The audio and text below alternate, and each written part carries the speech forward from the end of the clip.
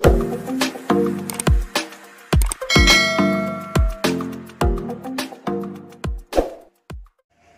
ছাত্ৰ-ছাত্ৰীসকল BEd entrance দিব খোজা ছাত্ৰ-ছাত্ৰীসকলৰ কাৰণে ভাল খবৰ যে ডিব্ৰুগড় ইউনিভাৰ্চিটিয়ে বিএড কমন এন্ট্ৰেন্স টেষ্টৰ কাৰণে এটা নোটিছ ওলাইছে তো বলাচোন নোটিছটোত কি লিখা আছে চাও Dibrugarh university Dibrugarh BEd common entrance test 2024 for admission into the NCT recognized 2-year BEd program. Online applications are invited from eligible candidates for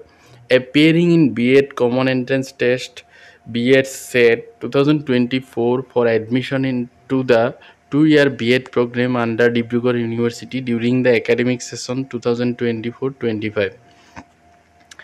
তো ডিব্ৰুগড় ইউনিভাৰ্চিটিত যিসকলে বিএড কৰিব খোজে তেওঁলোকৰ কাৰণে এন্ট্ৰেন্সৰ নোটিছটো ওলাইছে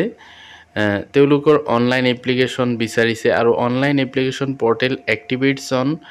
1/05/2024 অৰ্থাৎ 1 মেৰ পৰা অনলাইন এপ্লিকেশ্যনটো আৰম্ভ হ'ব last date for submission of the online application 30/05/2024 30 মেলৈকে এপ্লাই চলিব আৰু পৰীক্ষাৰ ডেট হল date of the BEd SET 2024 13/07/2024 অৰ্থাৎ জুলাইৰ 13 তাৰিখে পৰীক্ষাটো হ'ব For details of eligibility criteria, application procedure, selection and admission procedure, reservation policy, etc. please visit the admission notice and information bulletin given in the website www.dibru.ac.in. তো সকলো ধৰণৰ eligibility criteria অৰ্থাৎ কি এলিজিবিলিটি থাকিব লাগিব আসলতে এইটো ডিগ্ৰী বা মাষ্টাৰ ডিগ্ৰীত 50% থাকিব লাগে আৰু প্ৰসিডিউৰটো কি হ'ব আৰু কেনেকৈ মানে এডমিশন ল'ব লাগিব সকলোবিলাক